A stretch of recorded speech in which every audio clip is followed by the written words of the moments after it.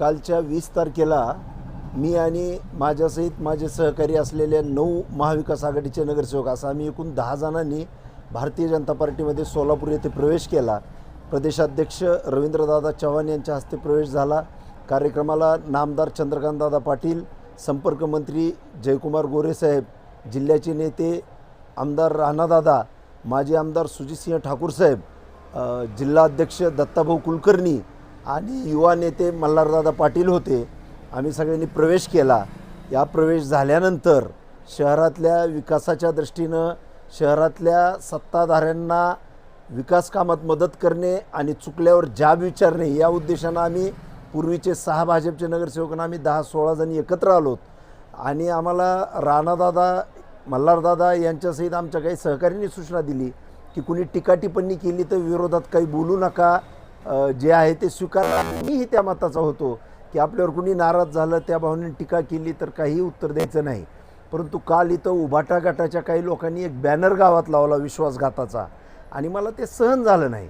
कारण ह्या लोकांनी मार्केट कमिटीच्या चेअरमननं पक्ष सोडलं तेव्हा बॅनर लावला नाही, खासदारांनी पक्ष सोडला तेव्हा बॅनर लावला नाही, आणि आम्हीच दिसलो. म्हणजे जमीन मऊ दिसली की कोपरानं खाण्याच्या वृत्तीचा राग आला.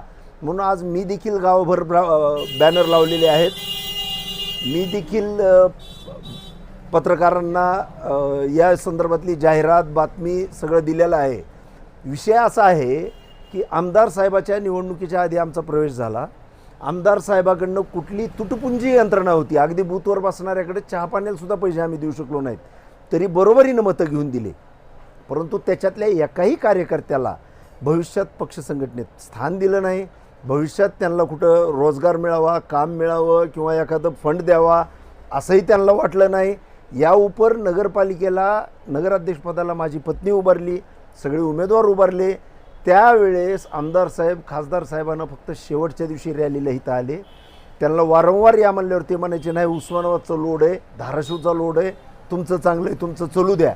म्हणजे एकट्या संजय मुंदडाच्या खांद्यावर सगळं टाकून ते तिथं थांबले. अगदी यंत्रणा कोणतीही पुरवली नाही. स्टेशनरीची ऑर्डर देण्यापासून विभागवार, वार्ड वाईज सभा लावणे, प्रत्येकाचं सगळं बघणे हे मी करत होतो. त्या राड्यात मी माझ्या बायकोला एक मत मागू शकलो नाही. गावात कुणालाही विचारा की मी माझ्या बायकोच्या प्रचारासाठी त्यांच्या घरी दुकानी आलो का, मी येऊ शकलो नाही.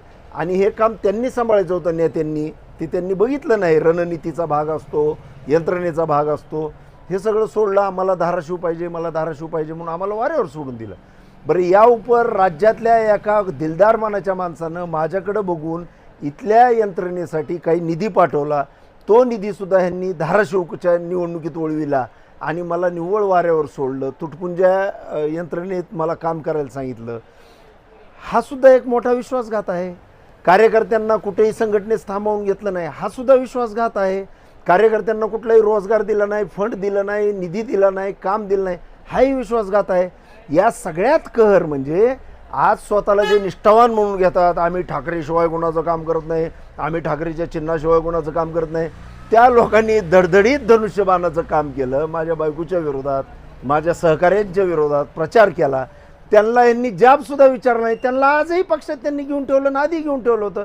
हा एवढा मोठा विश्वासघात त्यांनी सहन केला, आम्ही सहन केला. आणि तरीसुद्धा आमच्याच विरोधात विश्वासघाताचे आज बॅनर लावले जात आहेत. याचं दुःख होतं हो.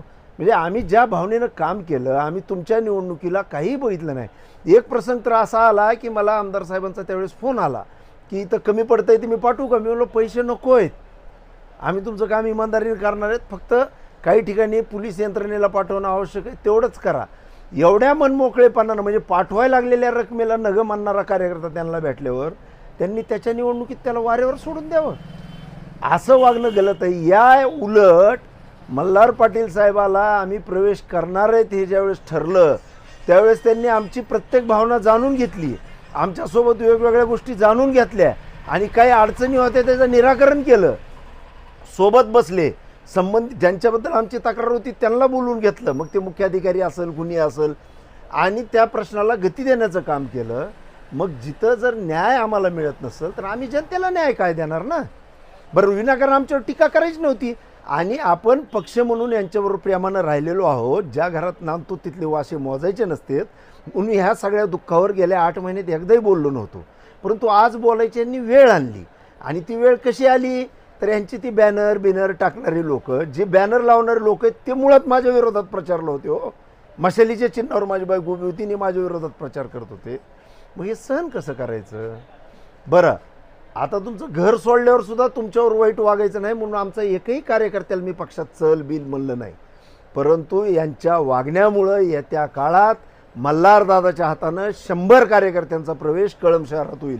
ज्या 100 लोकांना घेऊन मी तुमच्याकडे आलो होतो त्यांची किंमत तुम्ही केली नाही, त्यांची कदर तुम्ही केली नाही. ते लोक आता पर्यायानं मल्हारदादाच्या मार्गदर्शनात भाजपमध्ये येतील. एवढंच मला सांगायचं आहे. राग नसावा, लोभ असावा. जय